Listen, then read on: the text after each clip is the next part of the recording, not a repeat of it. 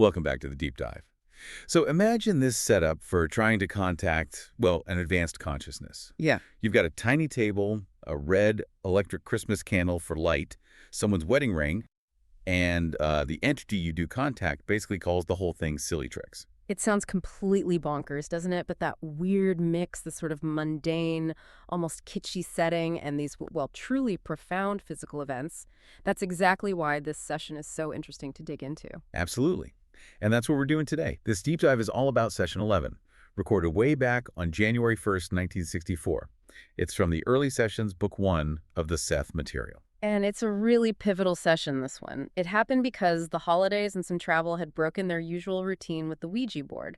So the group Jane, Bill Macdonnell, and the narrator recording it all, they were kind of pushed into this unscheduled, very experimental situation. Right, they were reluctant, weren't they? Especially about losing that written record the board provided. Exactly. They wanted documentation, but instead they got, well, something else entirely. So our mission today is to really unpack that shift. How did they go from the controlled Ouija board communication to direct physical stuff happening?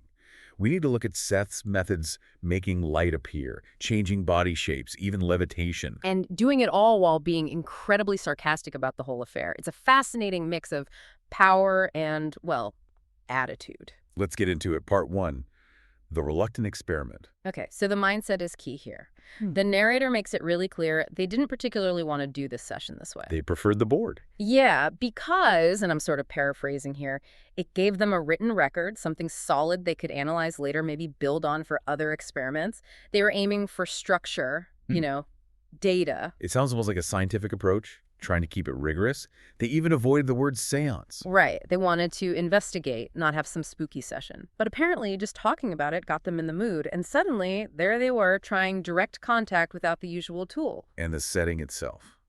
You mentioned the candle. Describe the room again. It was pretty basic. Small table, covered with something dark. Blinds and curtains totally shut, so no outside light.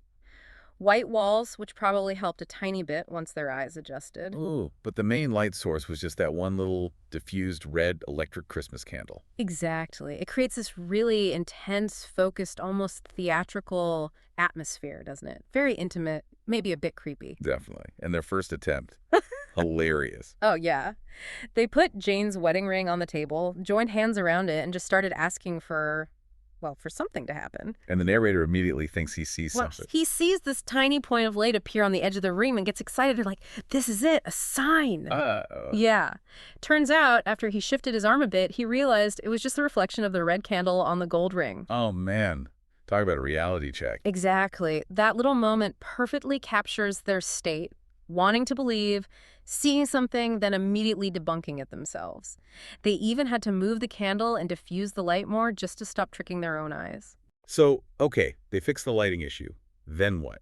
Well, the narrator starts asking questions, but not really to anyone specific, just sort of putting the call out there, searching for a presence, a sign, anything. And Jane tries to answer. Yeah, Jane, just as herself, tried answering out loud, but nothing happened. They were kind of floundering, really. It feels like that lack of results almost forced the issue. It seems that way, because then, cutting through the quiet, Jane suddenly speaks, but it's not her normal voice. It's described as clear, firm, immediate. Seth. And the command was simple and direct. Watch the hand. Instant shift. The narrator knew right away. Recognized it immediately. And the very first physical thing wasn't visual, it was sensory. Jane instantly felt her left hand become intensely cold. Okay, let's pause on that. The coldness. Why is that significant in these kinds of phenomena? What's happening energetically? Well, the usual explanation is that it signals a major energy draw. To actually affect the physical plane like this, to make light appear, change matter, it supposedly takes a huge amount of, well, let's call it psychic energy.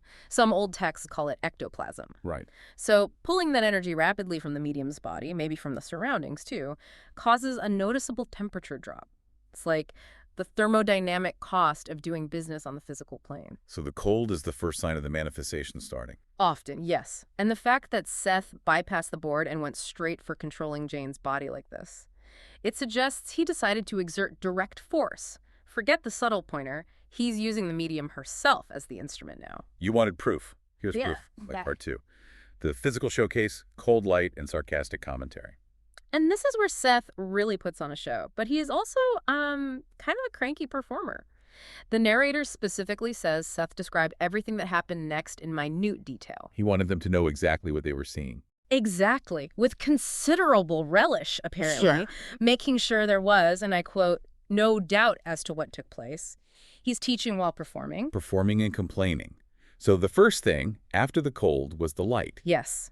He tells them again, watch the hand, specifically the thumb, and the tip of Jane's thumb starts to glow, but it's described as a cold white light. Cold light. Not hot like a flame or a bulb. Precisely. And crucially, it wasn't radiating outwards. It was described as an internal suffusing of the flesh itself, like the cells were lighting up from within. That's biologically impossible by our standards. Pretty much. And this cold light spread up the thumb all the way to the fleshy part at the base, the mound. Imagine seeing that. Skin just Yeah. changing color and density right in front of you in the dim red light of a Christmas candle. And Seth is right there narrating it. He repeats, watch the mound, apparently with real satisfaction in his voice, and then he gives them his opinion on their request. This is the famous quote, isn't it? It is. It captures his tone perfectly. He says something like, watch the mound, see the color change, see the shadows in the palm disappear. You have no idea of how difficult this is for me to reach out to your plane from mine to perform these little tricks for you. If you want a demonstration, you shall have it, silly as it is. Silly tricks. He's literally altering biology and calls it silly tricks. Why the attitude? If it's genuinely hard work, why be sarcastic? That's a great question. I think maybe it's doing a couple of things. One, it keeps them in check, reinforces his control, stops them getting too swept away by the weirdness. Managing the room. Right. And two, maybe it's a philosophical point. By calling it silly, he's maybe criticizing our human need for purely physical proof. Like the real stuff happens in consciousness and ideas, and making hands glow is just dumbing it down for the kids. He resents having to do parlor tricks, basically. And he proves just how much effort it is by taking it further. It wasn't just light. No way.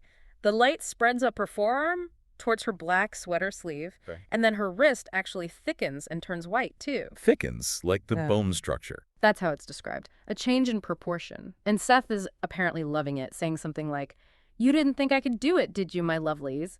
But you have no idea of what you're asking is how difficult it is. My lovelies. The sarcasm is just dripping off him. He's emphasizing again that they're providing the power somehow. Seems like it. The whole group is the battery for this stuff. And then comes the first really dramatic shape change. The paw. The paw. Her whole hand starts to change its general proportions. It morphs slowly into what the narrator calls a paw-like shape. Jane's fingers, normally described as long and graceful, seem to shrink into stubby appendages. Okay, but couldn't that just be her bending her fingers in a weird way? An illusion in the dim light? That's what you'd think. But the narrator specifically notes that the glow, that internal light, eliminated the shadows, so they could apparently see clearly that the shape itself had changed. The fingers weren't just folded, they looked shorter, thicker. That is profoundly strange. Yeah. It fundamentally challenges our idea of, well, the solidity of the body. Absolutely. Bones, tissues, we think of them as fixed, right? They don't just shorten and thicken on command. Seth seems to be demonstrating an incredible plasticity of physical matter, basically rewriting Jane's hand structure on the fly using focused energy. Mind-bending stuff. Okay. Part 3, the grotesque and the hilarity of past lives. So just as they're trying to process hand becomes paw, Seth takes it up a notch. Oh, yeah. The hand goes back to normal for a second, maybe to reset, but he's nowhere near done showing off, or maybe teaching. What next? He makes the fingers elongate this time, noticeably longer, and they whiten again with that cold light. And then comes the really bizarre part. I'm almost afraid to ask. A second set of 5 long white fingers starts to rise up right over Jane's own fingers. A second set, like extra fingers growing out of her hand. Materializing right there, superimposed on her own. And here's the detail that blows away maybe it's an illusion theory. Right. The narrator is very specific. This second set of fingers had the fingernails clearly visible on top. Because if Jane had just bent her own fingers back really far, the nails would be underneath, hidden from view. Seeing the nails on top strongly suggests these weren't her fingers. It implies, well, the temporary creation of entirely new physical material tissue, maybe even bone structure. that's profoundly unsettling. What did they look like? The description is chilling. Waxen, almost wet, as though freshly molded. Sounds really unnatural, doesn't it? Like something not quite finished or not quite real. And Seth. Apparently quite proud of himself. He boasts, "For a first attempt, I'm doing beautifully. What do you think of that? Take a good look," just soaking it in. And Jane, amazingly, is reported as being quite steady through this. Unbelievable composure. So did the extra fingers? No, it was Okay. temporary. They disappeared. But immediately, the hand changed again. Why now? It morphed into, and this is the description, a stubby fat one, a doctor's short, fat, stubby-fingered hand. A surgeon's hand. Okay, from extra long fingers to short and stubby. Why a surgeon's hand? Was there a point to that specific shape? Yes, and this is where it gets even weirder conceptually. Seth identifies this hand shape with someone called Frank Watts. Frank Watts. Who's he? According to Seth, Frank Watts is a personality fragment of Seth's own larger entity, and then Seth apparently adds, with obvious satisfaction, that Frank Watts was a fathead. Wait. Seth has personality fragments, like past lives, and he's insulting one of his own past lives while showing off its hand. Exactly. It's totally bizarre, right? But crucial for understanding the Seth concept. A personality fragment isn't some random ghost, it's a whole past self, a distinct personality that Seth, the overarching consciousness, once experienced or embodied. So Frank Watts was a surgeon in a past life who Seth thinks was a bit of an idiot. Apparently. And Seth could instantly access the physical memory or template of that past life, the hand shape, and project it onto Jane's hand in the present. It suggests these past selves, their characteristics, even maybe physical traits, are still somehow live within the larger entity. The fathead comment just adds this layer of weird, internal, multidimensional politics or humor. Wow, okay. So we've had impossible light, shape-shifting extra fingers, and now projected past life hand shapes complete with insults. Where does it go from here? Because the outline says he suddenly starts giving life advice. Yeah, the gear shift is abrupt, but maybe it's not as random as it seems. Think about it. He's just shown he can manipulate physical structure, Jane's hand, and now he shows he can manipulate, or at least access, information across time, Bill's past lives, and future risks. Ah, okay. It's all part of demonstrating control over different aspects of reality. That's one way to look at it. He's showing his reach isn't just the here and now, or just physical stuff. So he turns his attention to Bill Macdonnell. Whose entity name was Mark, apparently. Right. Seth tells Bill he's lived before, twice a man and once a woman. But then comes the really specific practical warning. The high places thing. Exactly. He tells Bill he needs to be very careful of high places. They're dangerous for you. Wait. Like specifically for him. Okay, that's creepy. Did he say why? Oh, yes. With another bizarrely specific anecdote, he recounts a past life where Bill climbed a tree to get away from some animals, fell asleep up there, Oh, no. fell out, landed on his head, and was killed at age 46. That is grimly hilarious and incredibly specific. Fell asleep in a tree. It's pure tragicomedy, but the relevance was immediate and serious. Bill was a school teacher, right? But he'd recently spent the summer painting houses. Working on high ladders. Exactly. Seth connects the dots. He says an apparition Bill had seen the summer before wasn't just random weirdness. It was a warning related to this past life trauma, this imbalance as far as height is concerned. He's using deep historical data to give contemporary safety advice. It's actually quite practical in a completely roundabout paranormal way. Okay, moving on. Part 4. Levitation and physical touch. He goes back to the hand. Back to the hand. After showing control over history and risk, it's back to pure physics demonstration. Or maybe psychokinesis. What happens this time? Jane's hand turns white again with that cold light, and while she makes a point of keeping her wrist pressed firmly down on the table, Yeah. her hand, just the hand itself, rises about 3 inches straight up off the table surface. Levitation. Just the hand while the wrist stays put. That's the description. It isolates the effect, makes it harder to dismiss as just lifting her arm awkwardly. And did they check it? Absolutely. Bill Macdonnell, using his free right hand, carefully passed it underneath Jane's floating hand. To make sure there was space. No strings, no props. Exactly. To confirm empirically that it was genuinely levitating, not just angled weirdly or resting on something unseen. It's that insistence on testing, even in the middle of this weirdness, that makes the account compelling. What was Seth's reaction to them testing his levitation? Apparently he laughed. He seemed quite pleased. And he confirmed again that he was drawing the necessary energy from all 3 of them. Ah, reinforcing the group battery idea. Yes. There wasn't just Jane. They were all contributing, consciously or not. And then he makes a promise. He says once they get better at this, more proficient, he'll materialize a fully independent hand. A hand not attached to Jane at all. Just there. That's the implication. Imagine the energy required for that if levitating an attached hand took the energy of 3 people. It sets up this idea of progressive skill and power. Okay, wow. And then they get to touch it. Yes. Seth specifically commands the narrator, touch it, see what it is like, bringing it from just visual or spatial phenomenon into the tactile realm, direct physical contact. What did he report? What did this morphing, glowing, levitating hand feel like? This is maybe one of the strangest details. He touches the hand, which was in that paw-like, club-like shape at the time, and reports it felt very cold, wet, and clammy. Cold, wet, and clammy. Not like normal skin. Not at all. And he adds that the skin had a bumpy feeling. Again, totally unlike Jane's normal smooth skin. Okay, let's break that down. Okay. Cold, we get that, the energy drained. Yeah. But wet, clammy, bumpy, what could that mean? It really makes you wonder, doesn't it? Maybe the materialization process pulls moisture from the air? Or maybe the cellular structure is so altered, so temporary, that it doesn't feel like stable, warm, dry flesh. Bumpy could suggest an uneven density, like it's not quite fully cooked into physical reality yet. Like touching something that's halfway between energy and matter. That's kind of the feeling it evokes, yeah. It suggests he wasn't just rearranging Jane's existing cells, but maybe creating a temporary, different kind of biological substance altogether. Wild. And was that the end of the hand show? Almost. Seth apparently intensified the cold light one last time, creating what looked like an egg-like lump at the wrist.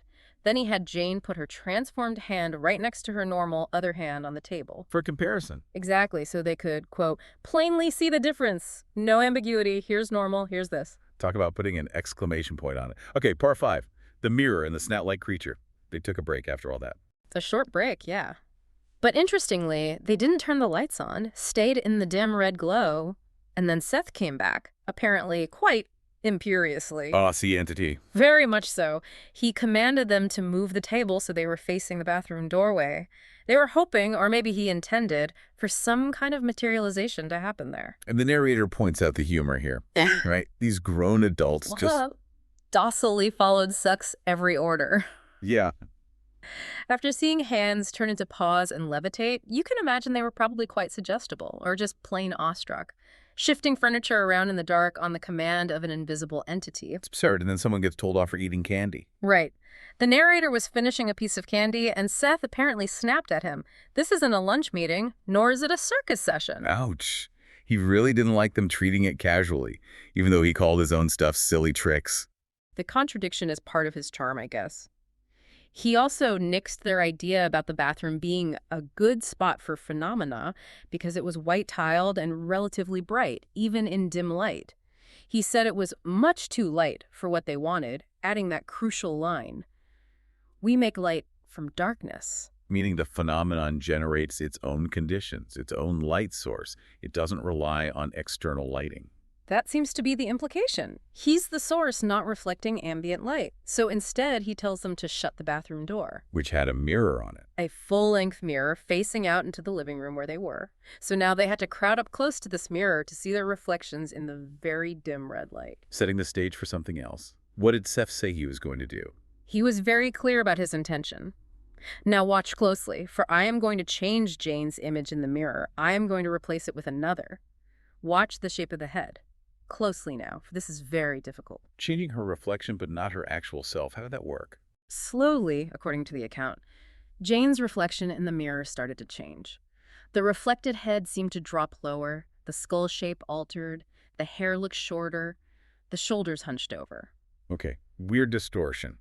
But here's the kicker, right? This is the bit that really freaked Jane out, apparently more than the extra fingers. While her reflection's head tilted down, looking towards the floor in the mirror, Jane herself was sitting right there, staring straight ahead into the mirror.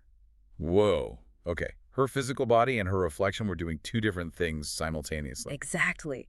That disconnect, seeing her image acting independently of her physical posture and gaze, that's what shocked her most. It directly challenges your sense of self and its representation. If it was just hypnotism, wouldn't her perception match the reflection? Like, wouldn't she feel like she was looking down? You'd think so, wouldn't you? The fact that she was consciously aware of staring straight ahead while her image drooped suggests something stranger is happening. Maybe a manipulation of light or energy projecting a different image onto the mirror surface, independent of her physical body. It makes the simple hypnotism theory harder to sustain. What did the narrator see? Did he just see the drooping head? He saw that, but perceived more. He described the reflected face becoming animal-like in the shadows. He got the distinct feeling that the head seemed to hang forward as if it had detached itself from the shoulders, and the head seemed to get smaller. Detached. Animal-like. That's getting seriously creepy. Did Seth explain what that was? He did. He called the image the astral body of another entity altogether. Not Jane's astral body, but someone else's, projected into her reflection space. That's what he claimed. He also apologized that it wasn't clear, saying he couldn't hold the control steady enough to show distinct features. And he added, chillingly, that if they could see it clearly, it would be unrecognizable to you and quite frightening. Unrecognizable and frightening. What was the final impression? The narrator's strongest takeaway, maybe more sense than clearly seen in the dimness, was the feeling of an alien presence, specifically of a snout-like creature confronting them in the mirror. A snout-like creature. Okay, we've gone from surgeons' hands to potentially non-human entities. That's quite a leap. It really escalates, doesn't it? From physical manipulation to hints of contact with something profoundly other. Definitely.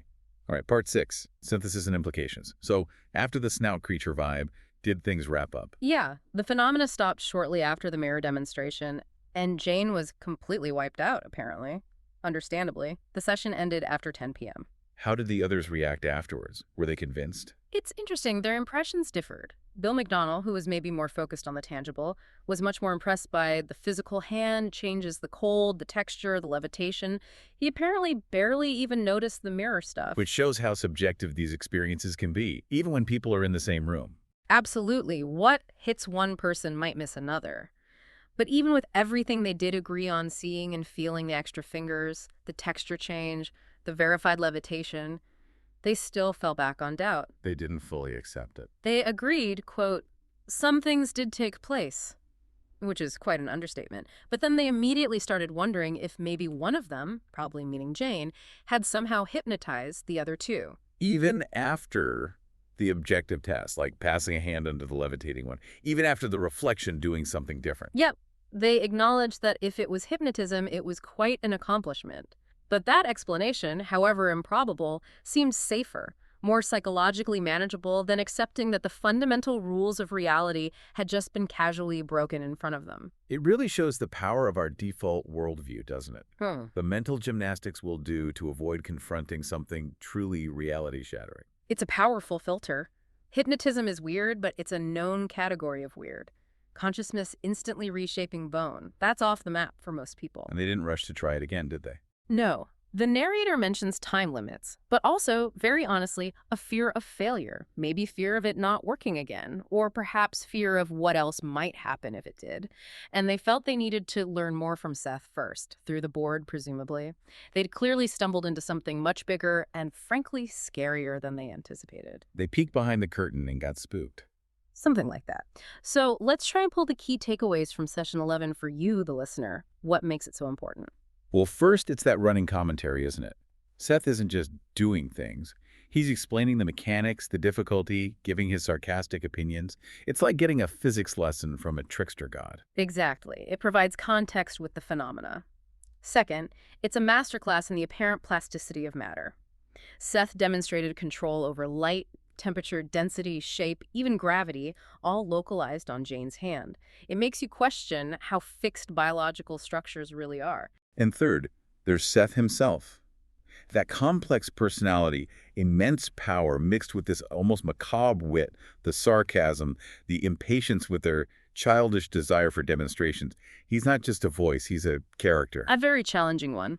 He seems annoyed they need physical proof for something he considers obvious, that reality isn't as solid as we think, and consciousness is the primary force. Which really ties it all together. If this session is taken at face value, it's pretty potent evidence for consciousness being able to directly influence, even override, what we consider fundamental physical laws. It forces you to wrestle with some big questions, which leads us nicely to our final thoughts. Okay, outro time. So if we really sit with the implications of Session 11, if consciousness, channeled through Jane, powered by the group, could truly change bone density on the fly, make extra fingers appear out of nowhere, feel wet and clammy, levitate. Then what does that really say about the physical world you experience every day? Is the solidity you feel when you touch your desk or even your own hand actually fixed? Or is it more like a very stable, collectively agreed upon projection? Kind of makes you wonder, doesn't it? Something to chew on. Absolutely. And if this has piqued your interest, we really encourage you to dive deeper into the Seth Material books themselves. The level of detail is just extraordinary. You can find the early sessions and much more at the New Awareness Network website and bookstore. The address is https://sethcenter.com/the early sessions dressed. Definitely worth exploring. And we must give credit where it's due. Our thanks go to the Seth Material and the publisher, New Awareness Network, Inc., for allowing the use of this fascinating source material. And just to reiterate, this deep dive is created for educational purposes and distributed entirely free of charge on all major platforms. Thanks for joining us. We'll catch you on the next one.